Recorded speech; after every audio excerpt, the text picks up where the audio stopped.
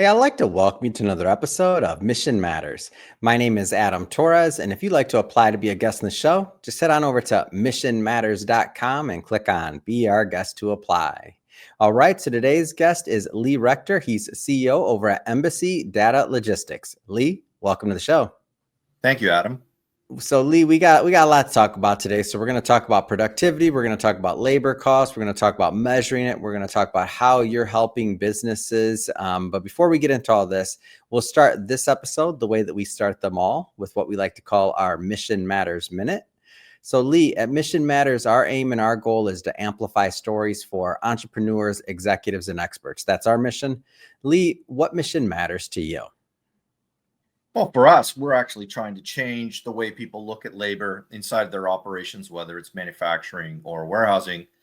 And typically we're doing that by providing our labor, we'll call it AI enhanced software platform.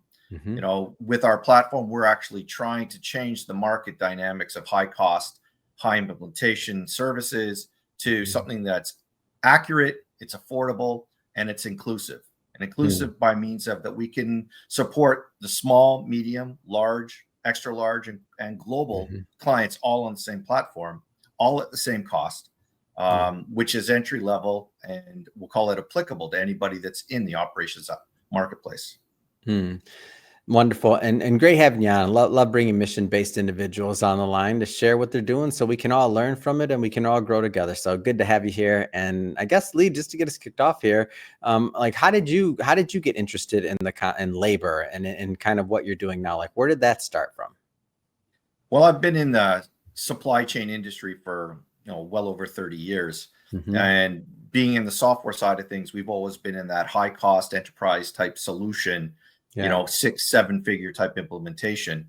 And as we've changed since COVID, what I've seen is an increasing gap between the haves and the have-nots. And, through my time in the period where, I saw the ability or the emerging markets as really, and again, they're going to be the factor in success for all of us going forward. So whether it's a small family-owned shop or southern sourcing to South America, these nodes of transport and warehousing and manufacturing across, we call it North America and Asia, they're going to be extremely important in our success as continuing on. And so getting involved in this for me was the fact that, education-wise, we wanted to support them by creating resource materials that they could use, and then more importantly, providing them with a platform that they could use on a day-to-day basis to use for critical operational planning. Tell me a little bit more about the platform. Tell me a bit about the platform. Well, the platform itself comes from, we'll call it many years of, we'll call it research and pain with our clients. And so what we've done is we've actually built the only, we'll call it marketplace industrial average database of elements that's available. So essentially, whether you're stepping on a fork or stepping off a fork in South America, Asia, or North America, we basically take an average of that and say it's 1.6 seconds, and we build that allowance up. And our database of hundreds of elements allows us to figure out what the standard should be inside of an operation. And it's unique to that operation, taking into consideration all the variables that are in there. So that's what our software is. And what it does is it essentially tells you what the performance is of your operation, measuring the productivity of the people. And then it also, from a macro level, tells you, oh, maybe I should use this type of equipment or put my product here or shrink my travel within the business to enhance or increase the throughput of my operation, at the same time measuring the productivity of the people. Yeah. So why is this so important? What are some of the benefits when businesses have access to this data and have access to this dashboard, essentially? Why is that so important? Well, if you look at, for the most part, 98% of the companies on the market today, they're still generating, or they're still using 50 to 55% of the cost of their operations is in people. Wow. So There's a big push on automation, Mm-hmm. a big rush for automation. The majority of operations on the planet are still using automation, or sorry, using standard labor. Uh, Mm-hmm. so the benefit for our customers is to actually optimize and get the right number of people inside of their operation. So whether it's increase in productivity or it's a lower labor cost, the benefit usually ends up at the bottom line for them. Yeah. Finding themselves between 5 and 15% increase in profitability or reduced costs in labor. Can you give me an example of like what that could look like, or where that those percentages could even be found? Lots of opportunity. We have one small client. It's a family-owned business. They're in the uh, uh, grocery side of things in fresh produce, and they have a relatively large operation with 30 people, Mm-hmm. and they were struggling to actually make a profit inside the organization. By Mm. using our solution, and within a couple of days, we outlined and they pinpointed 3 or 4 key areas that they were actually not getting the productivity out of their people, whether it Mm. was for management issues, but more than likely it was just design issues. They were Yeah. to be able to increase their profitability by about 8% within, we'll call it 8 weeks of turning on the solution. For That's them, significant. Hold on, that's significant for a 30 plus person operation. That's pretty well, significant. and for the owners, their value in that is getting 100 times their ROI, but Yeah. more importantly, getting it very quickly, which Mm. is part and parcel of why companies benefit from our solution. Mm-hmm. And it can be that fast, can it? Because like that, the example you just gave, I mean, I feel like once you have, and I think in different ways in evolutions of business, whether it be when somebody went from like spreadsheets or to another form of accounting or an ERP or like all these other things, and you have now access to more data and you can make more informed decisions. This seems to me like that same type of opportunity for those that use it to have more insight so that then they can make better decisions as well and maximize. Because like what you're saying, the 8%, like that's no small amount. Like Nope. that's significant. And Am that I could be am their I off on profit for a anything? year, Am right? I understanding this right? I want to make sure I'm framing it right. Nope, absolutely. Absolutely. One of our largest clients, which is, $1 billion organization. Mhm. And you mentioned data, because data is always the big, Yeah. it's the big catch in the phrase, is that people get lost in the data. Hmm. And so what he's told me is that he spent millions of dollars over the last couple of years Hmm. finding out what they've done, but they've Yeah. spent no money And that'd be like figuring research, out. right? Like they're doing market research. Like how does somebody spend millions of dollars? Because they're digging, right? Like they're hiring like Well, they're consulting digging firms into to do. they dig into their own operation, Hmm. and they say, this is what we've done. This Yeah. is our performance we've done, but they haven't spent any money on what they should have done. So what's Wow. happening is we use historical data to actually use it for predictive in the future, not Yeah. knowing whether or not my historical operation was actually even performing well. That makes a lot of sense when you just worded it that way. The light bulb just went off for me. It's like, oh yeah, you did a lot studying what went wrong so you could try and fix it. But then also thinking about how you're benchmarking, you now have insights into what everybody's doing or whatever the population of individuals that you have within your benchmarking, like your data, right? Correct. And benchmarking is a great term. Most Hmm. companies don't have a benchmark. Yeah. They don't know where they are performance wise. Measuring productivity on equipment is very simple. Hmm. If I think that a machine's supposed to run 10 miles an hour and I'm doing 8 miles an hour, I'm saying I'm operating at 80%. Yeah. But when somebody's actually picking a box or moving a carton, we actually don't know. We That's need more interesting. extensive engineering to figure out what they should be doing. And that's Yeah. exactly why I built this software, so that you can measure the performance of your people. Hmm. So now let's just go further along the line of that. The first story you mentioned about I think it was a produce place, 30 so employees. They turn on the software. They start implementing it within 8 days. They have, or I think you said it was 8 days, roughly. They have, they found a certain percentage of productivity that they were able to increase. Like what goes from there? Is there more learning? Does this get to, does it, how can this look as the continuum of like improvement increases over time? Like, how can that look? Because I feel like there's more. That was just what was the low hanging fruit, pun intended. Can I get one, Lee? No, absolutely, absolutely. So typically, what we call that is the macro side of things. So we change design, we add automation, we do something because they get a big bump on that. But the people, the labor still is running at a lower productivity. So measuring it on a day-to-day basis, where our solution would say, oh, today you're doing this much activity, you need 105 hours.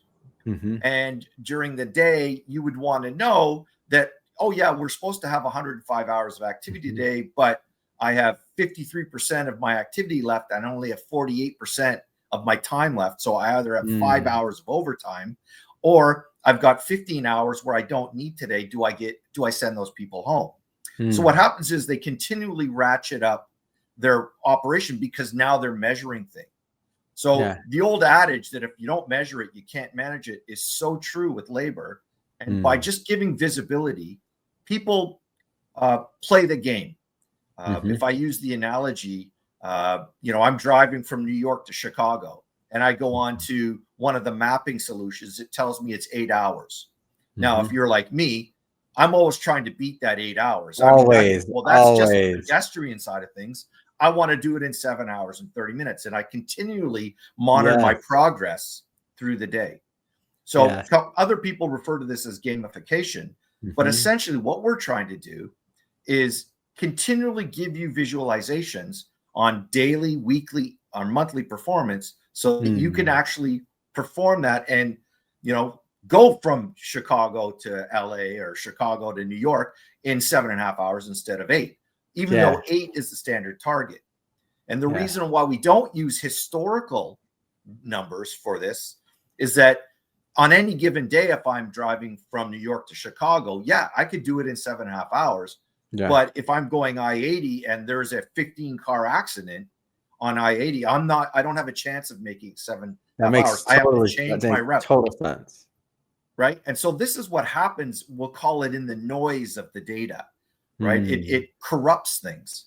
And so what we try and do is we try and take simple data, and using our AI, we actually focus it for people to get very simple solutions without getting into, millions and millions of records and data processing and having engineers on staff for, 6 months at a time to get to the same number. Accuracy over precision. Let's talk a little bit about the employee side of it. And I'm glad you brought up that word gamification. Like when you implement the system, obviously, you have to, there's the management level, and then there's also the individuals that are being measured, that are, whether they're in the case of one of your examples in the warehouse or otherwise. How does that side of things work? Like how do they normally take it? Or what does that look like? Yeah. So again, depending on where you are, we'll call it along the line of labor management or planning. For the most part, most companies don't measure at the individual level. The productivity of one individual, specifically in today's market, is very difficult because I have an employee that's operating at 90% of the standard. So they're operating 10% lower than everybody else. For me to actually send them home or to discipline them, I may lose that employee. And the problem with the environment right now is that we're already short 300,000 jobs, people for those. So it's better to have somebody and train them up than it is to use it for discipline. So typically, that's what I thought. By the way, I just wanted to make sure we got that out there, like that we got that side of it. Like this is about like them having a safer environment as well and having a job, right? Like if the company's not profitable, like long term, like your fruit company example, like who knows, right? Well, exactly. I mean, and we're already, we're projected to be 2 million jobs or 2 million people short by 2030 in the warehousing and manufacturing market for touch labor. Okay. So it's not getting any easier. We're aging our population. We're pricing out our labor profile. So you have to get better at it or you won't be profitable. And if you're not profitable, you're not going to be in business.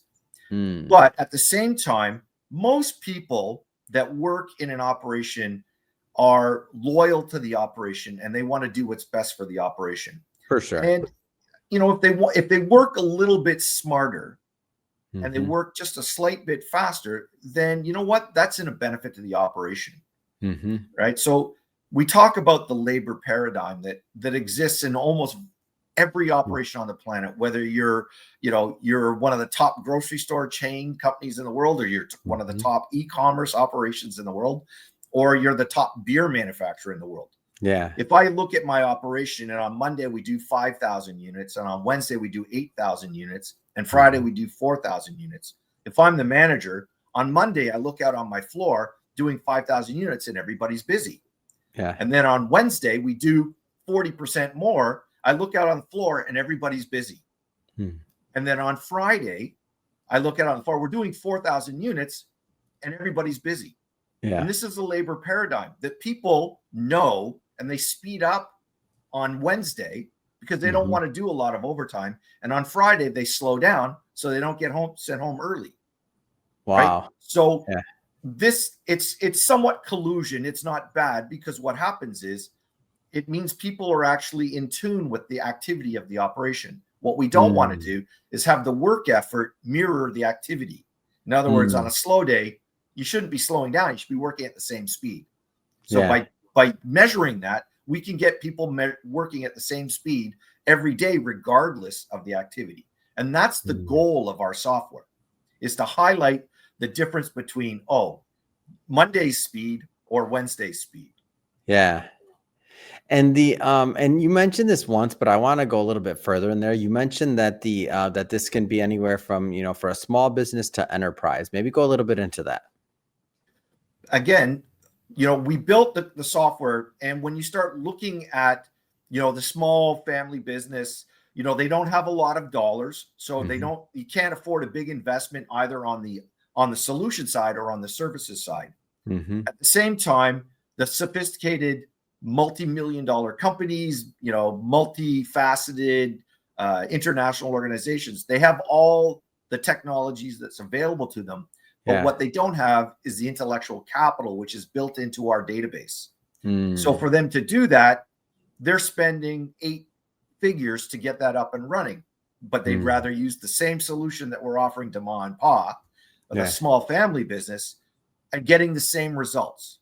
The differential is trying to be precise in an imprecise business versus being accurate and making manageable decisions. And I think that's where we're moving towards, specifically, with the process of AI. AI allows us to really to focus in and get much more accurate. So if I'm within 2%, I'm already 20% more efficient than what I've been doing before, using spreadsheets or just historical data. So by being able to get to within 2%, I can make manageable, actionable decisions without spending millions of dollars, and I can get things up and running very quickly. So, one of our largest clients, global brand, bought our software on a Friday morning at 8:00 in the morning, called us at 10:00 saying, "Hey, listen, I'm having a little problem understanding some of the terms," because they weren't calling from North America, they're calling from Europe. We spent 15 minutes on the phone with them, helped them focus their models. By 11:00, they had their calibrated model out. Wow. Finding, 14%, gap between what they thought they were doing and what they were actually doing. And by lunchtime, actually had a corporate decision to start rolling this out. Since that time, we're now in 18 countries for them, from somebody just logging on to the system on a Friday morning. Wow. So if you're, essentially, if you're running a business out of your garage, you could do the same thing at the same value. Man, Lee, this is a great story. One that I'm happy to bring to my audience. I just have to ask, what's next for you? What's next for you, Embassy Data Logistics? What's next? Well, it's a great question. As we roll out our AI piece, we're actually going through a new product. So we'll be announcing that Labor AI in January. And as we grow the company, we're growing our partners in significant markets. And we're building a new platform that will interface directly with, you know, the SAPs of the world and enterprise solutions to make things faster and more efficient on the data transfer side. So that's what we're doing inside the product, and inside the company, we're opening up new markets and new partners. And our plan next year would be to be within 40 countries by the end of next year. So I will get my my frequent flyers, Miles, as will the rest I was going to say, you're about to be traveling all over the world, huh? And we're looking forward to the challenge and through the growth of the operation. And more importantly, the feedback that we're getting from our existing clients and the enthusiasm that we see from our clients. Amazing. Lee, if somebody's watching or listening to this, and if they want to follow up and they want to learn more and connect with your team, how do they do that? They can go to our website at embassydl.com. So they can contact us there. We actually have our LinkedIn page as well. Always free to contact me directly so that we can provide them with any information they want. And if they just have a question, we're always happy to help that. One other aspect they could always look at is we've published a book called Warehousing 101, which is a resource material for those getting into the warehousing industry that simplifies what's going on the floor for them. So we're happy to do that, and that's available through Amazon as well. Perfect. And for everybody watching, just so you know, we'll put the links to the website and all that good stuff in the show notes, so you can just click on it and head right on over. And speaking of the audience, if this is your first time with Mission Matters and you haven't done it yet, hit that subscribe or follow button. This is a daily show. Each and every day, we're bringing you new content, new ideas, and hopefully new inspiration to help you along the way on your journey as well. So again, hit that subscribe or follow button. And Lee, man, we finally did this. So thank you for coming on today. Yeah, I appreciate it, Adam, and good luck going forward in the future.